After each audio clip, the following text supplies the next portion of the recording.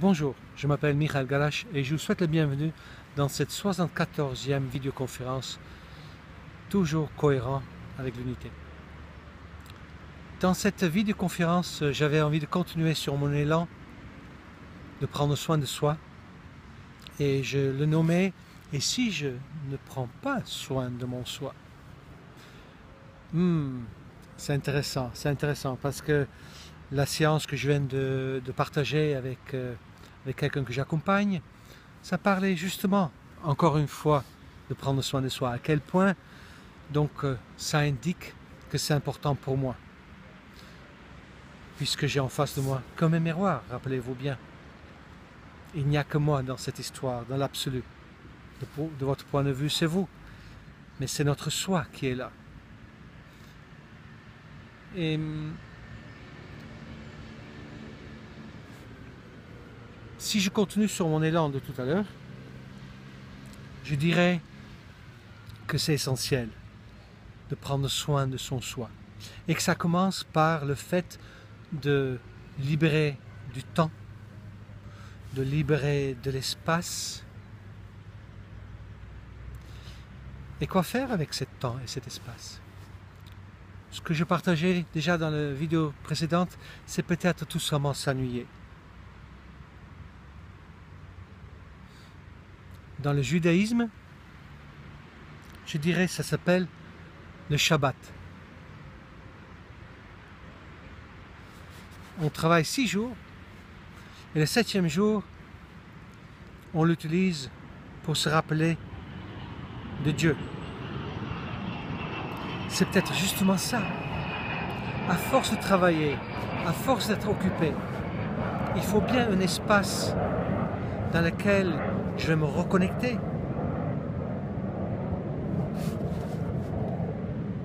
Et peut-être ce que je vous propose, c'est de faire un Shabbat. Et le Shabbat, ce n'est pas nécessairement dans ce cas-là le samedi. Et ce n'est pas nécessairement une journée entière. Ça peut être des moments de la journée, diverses. Des micro-Shabbats, si on peut l'appeler comme ça. Des moments au quotidien où vous allez vous reconnecter à vous-même, où je vais me reconnecter à vous-même, où je vais m'extraire de ce scénario rythmé qui m'amène d'une responsabilité à une autre, d'une chose à faire à une autre, et où je vais prendre quelques minutes pour m'ennuyer. Je ne pense pas qu'un petit enfant qui joue avec ses voitures ou ses poupées, ou qui joue avec rien du tout, avec quelques glands ou quelques bâtons, je ne pense pas qu'il s'ennuie. Je pense qu'un enfant qui se connecte à son monde imaginaire, je ne pense pas qu'il s'ennuie. Je pense qu'il fait un Shabbat, je pense qu'il est connecté. Je me rappelle très bien cet état, il y a longtemps. Et je me rappelle très bien cet état. C'était pas des jouets avec lesquels je jouais, c'était vraiment des autoroutes et des camions ou des magasins. C'était très réel. Et ce monde imaginaire, ce monde qui a l'air imaginaire, était peut-être réel. Puisque tout ça, c'est une illusion dans l'absolu. Alors où se trouve la réalité? Ce qui se passe dans ma tête, c'est aussi réel que ce qui se passe ici. De mon point de vue, la réalité absolue, c'est que nous sommes pure énergie. Pure énergie densifiée qui fait une expérience. Et l'objectif de cette expérience, d'expérimenter son état pur énergétique, son état divin, son état indestructible, son absence sans peur, son état sans peur. Donc de micro-Shabbat. Entre chaque activité, je vais poser quelques minutes. Et plus si j'en suis capable, où je ne ferai rien, où je ne vais pas chercher à meubler avec la réponse à d'un SMS, avec un coup de fil à passer, juste poser, reprendre contact avec mon essence profonde. mon essence profond, qui est pure paix, qui va bien. Et si j'ai du mal, rien m'empêche de prendre un bouquin, et de préférence un bouquin avec une histoire, pas un enseignement. Vraiment sortir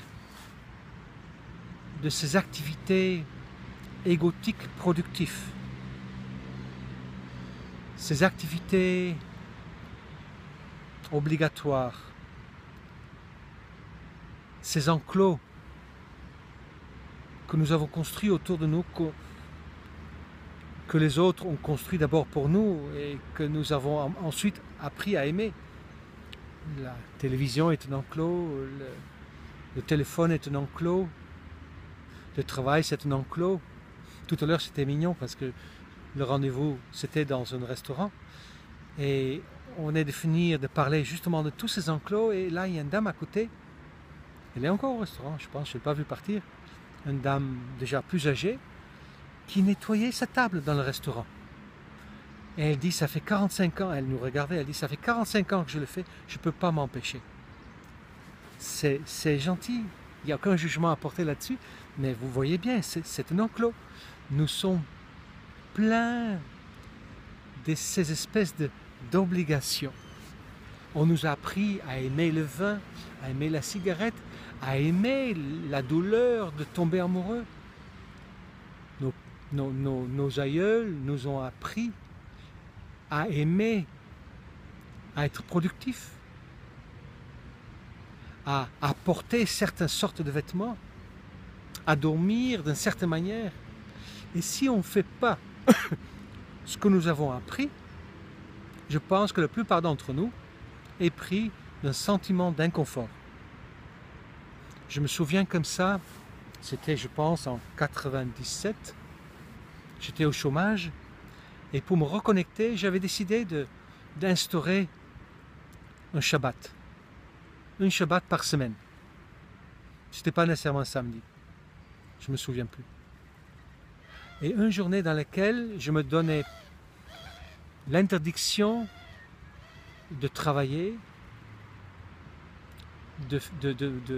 comment dire, de faire des choses. La seule chose dont j'avais le droit, c'est de me connecter avec mon essence. Donc lire à la limite des textes sacrés ou des choses comme ça. Mais ça m'a mis un stress terrible d'être face à face avec moi-même, d'être panim al panim, comme on dit, face à mes profondeurs. C'était insoutenable. Maintenant, 17 ans plus tard, je sens encore ce stress de mon face à face. C'est terrible. C'est un défi. Et il y a comme ça des enclos. Je le répète. Des enclos que nous avons créés. Nos voitures, l'entretien, la propreté. Quand nous regardons bien, dans le sens absolu, nous avons besoin de très peu de choses qui n'ont pas nécessairement besoin d'être propres ou d'être rangées. Et nous avons besoin juste un peu de nourriture qui n'est pas nécessairement cuite. Et si on enlève tous les enclos, la vie devient très très simple. Et c'est ça que je m'invite de faire. Et peut-être que je vous invite de faire aussi. De prendre conscience de tous ces enclos et de prendre soin de votre soi. De vous reconnecter à ce que vous êtes vraiment. Pas nécessairement avec une méditation ou une prière, comment dire, protocolaire.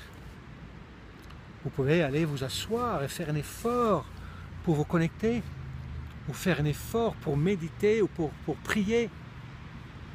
Non, à mon avis, c'est beaucoup plus simple que ça. Il suffit, pour aller à l'intérieur, il suffit que vous arrêtez seulement d'aller à l'extérieur. Seulement arrêtez de répondre à une obligation, à un appel qui peut même venir de l'intérieur, de répondre au réflexe de Pavlov. Donnez-vous quelques instants, je dirais entre chaque événement, entre chaque, tu vois là, entre deux rendez-vous, entre entre le repas et la télé, juste de vous asseoir ou d'aller sur le balcon, sans prendre une cigarette, sans prendre un thé, sans juste vous asseoir ou rester debout et regarder les étoiles, regarder autour de vous, même s'il n'y a rien à voir, et d'observer ce qui se passe en vous. Je vois bien, quand je m'assois pour méditer, les premiers instants peuvent être très, très inconfortables, mais à un moment donné, quelque chose s'apaise et quelque chose devient OK avec ma reconnexion. Et c'est ça que je vais faire. Et si je ne le fais pas, qu'est-ce qui se passe? Le titre de cette vidéo. Si effectivement je ne prends pas soin de ce que je suis, qu'est-ce qui se passe? Avant de revenir dessus, je me rappelle, parce que la personne avec qui j'étais me posait la question, mais comment faire pour arrêter de fumer et le vin qu'il aime beaucoup? Et il va se reconnaître, bien évidemment, personne ne sait que je parle de lui. Et nous sommes mis d'accord sur le fait que ça sont des compensations, comme nous avons plein de compensations, que ce soit le sexe, ou que ce soit les livres, ou le cinéma, ou même la nourriture. En fait, tout est compensation pour combler un vide lié à cette séparation d'origine. Et je lui ai proposé de ne plus concevoir la cigarette ou l'alcool comme un problème, mais de le voir comme un baromètre. S'il va se forcer à arrêter, il va se faire mal, puisqu'il faut bien qu'il se remplisse de quelque chose. Ça peut être la nourriture, ça peut être autre chose, mais s'il arrête le vin, c'est quand même pas un alcool lourd, mais s'il arrête le vin et la cigarette, mais il va forcément compenser avec autre chose, qui peut être moins innocent, si on peut dire comme ça. Ça peut être des drogues dures, peu importe. Mais nous allons forcément compenser, et on compense tout le temps. Acheter de nouvelles choses, ça peut être des achats compulsifs, ça peut être faire des paris, ça peut être n'importe quoi, le vol, faire des choses dangereuses pour sentir l'adrénaline. Tout, de mon point de vue, n'est que compensation pour essayer de se remplir. Et je dis, considère cette compensation-là pour un baromètre. Au fur et à mesure que tu arrives à te connecter avec toi-même, de faire un Shabbat, de prendre soin de ton soi et d'être bien là-dedans, peut-être tu auras moins besoin de compenser. Je me rappelle, à l'époque où quand j'étais passionné de quelque chose sur mon ordinateur, mais j'en oubliais de manger. J'avais pas besoin de compenser. Je compensais par là, du coup je compensais moins par là, parce qu'on passe aussi de compensation en compensation. Et c'est ça le truc. Le truc c'est, comme aujourd'hui, je me rends bien compte que quand je me sens bien aligné, bien à l'intérieur de moi, mais j'ai pas besoin de manger des choses très lourdes. J'ai pas beaucoup de choses où je compense. Disons, je pense, maintenant que je vais réfléchir, je vais en trouver plein sûrement. Mais je me rends bien compte que plus que je suis bien, moins j'ai besoin de compenser avec la nourriture. Plus ma nourriture devient léger. Plus je suis aligné, mais plus je vais laisser aussi les autres tranquilles. Parce que c'est ça en fait. Et si je ne prends pas soin de mon être, si je ne prends pas soin de mon soi, mais dans ce cas-là, effectivement, je risque d'une part de me perdre dans mes compensations, achat, hyperactivité, sexe, informatique, l'information.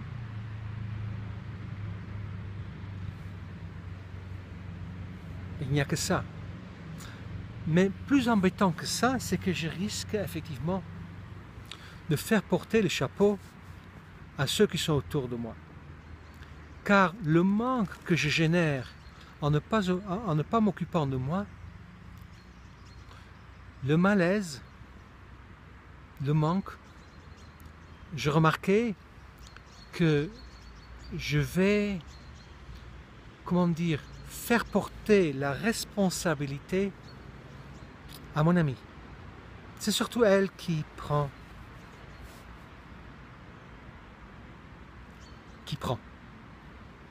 si j'arrive pas à prendre soin de mon soi, je vais l'accuser de ne pas me faire ce dont j'ai besoin. Je vais le rendre responsable de mon malaise. Je vais accumuler cette responsabilité, cette colère liée à tout ce qu'elle ne me fait pas, ou pour moi, ou ce qu'elle ne fait pas pour moi, et ça va créer des énormes colères. Et ces colères, et j'en ai parlé dans une autre vidéo qui s'appelle prendre soin de soi et sortir de sa colère, et ces colères, quand on regarde bien, elles ne sont pas adressées à ma compagne ou à d'autres amis. Cette colère est adressée à moi-même. Cette colère est en quelque sorte un cri d'incapacité. Je pense qu'on peut en faire une généralité en disant que quelqu'un qui est en colère, c'est quelqu'un qui ne prend pas soin de lui ou d'elle. Et qu'en fait, quand il est en colère, c'est un grand coup de gueule dans lequel il dit, avec des gros mots et avec beaucoup de violence, « Je ne sais pas prendre soin de moi. Je ne sais pas comment prendre soin de moi. » Un autre phénomène, et il y en a plein bien évidemment, si je ne sais pas prendre soin de mon soi, c'est que je vais juger les autres. Je vois très très bien que si moi je ne prends pas ma juste place, dans ce cas-là, je vais forcément critiquer ceux qui osent le faire à leur tour. Et je peux être assez critique. En tant que relation d'aide, j'ai un regard aiguisé pour ce qui ne va pas. Et c'est très facile. Et je sais très bien que si je vais bien, si je vais très bien, mais je laisse les autres tranquilles. Ce n'est pas nécessairement très souvent. J'exprime pas toujours. Mais à l'intérieur de moi, j'en pense pas moins. Et c'est logique. Si je ne prends pas soin de mon soi, mon mal-être va se traduire dans des jugements ou dans de la colère. Et peut-être justement dans des guerres. Je pense que si nous prenons soin de nous, nous n'aurons pas besoin d'embêter les autres. Je ne sais pas si j'en ai parlé dans l'autre vidéo, mais actuellement il y a cette histoire de Charlie Hebdo. Ça nous place aussi dans le temps si vous voyez cette vidéo. Je ne suis pas nécessairement d'accord, je ne suis pas très au courant non plus, hein, mais je ne suis pas très d'accord avec ce que j'entends. C'est facile à dire que nous avons droit à l'expression. Mais si dans mon expression, je me permets de dire ce que je pense, mais dans ce cas-là, je ne dois pas m'étonner que quelqu'un en face de moi, à qui ça s'adresse, qui se sent concerné, qui ne soit pas content. Et que déjà, avec le malaise qu'il peut vivre, que ça suscite une telle colère, une telle agressivité, mais qu'il peut en venir à tuer. Je me suis déjà vu dans des colères noires, dans lesquelles ça tenait à un petit fil de ne pas devenir violent physiquement. Je pense qu'il s'agit de prendre soin de soi. Si moi je prends soin de moi, je n'ai pas besoin non plus de me moquer des autres. Même si c'est devenu un métier. Et si je prends soin de moi, celui qui se moque de moi, il ne me touche pas. Il peut que me toucher si je ne me sens pas très bien, s'il y a quelque chose qui ne va pas dans ma vie. Moi, en tout cas, cette histoire de Charlie Hebdo, ça me fait prendre conscience pour moi, dans mon histoire personnelle, que je dois faire attention à ce que je dis aux gens. Parce que si je me donne le droit de dire ce que je pense de quelqu'un, parce que j'ai droit à dire ce que je pense, mais dans ce cas-là, il ne faut pas que je m'étonne à que l'autre m'agresse à son tour. À moi de tenir la communication non violente et de faire attention à mon expression. Je peux tout dire. La question c'est comment je m'exprime. En douceur, avec amour. Voilà, c'est ça que je voulais dire dans cette vidéo. Qu'est-ce qui peut se passer si vous ne prenez pas soin de vous? Ah oui, le pire bien évidemment, si vous ne prenez pas soin de vous, c'est la maladie, les pathologies, qui montrent où vous ne prenez pas soin de vous. Alors là, nous ouvrons un chapitre qui est très grand. Mais il y a plein de choses qui peuvent vous inciter à commencer à prendre soin de vous. Alors je vous invite à des mini-shabbats. Je vais en faire une dans quelques instants. Je vous souhaite une très belle journée. Et comme je dis la dernière fois, prenez bien soin de votre soi. À très bientôt.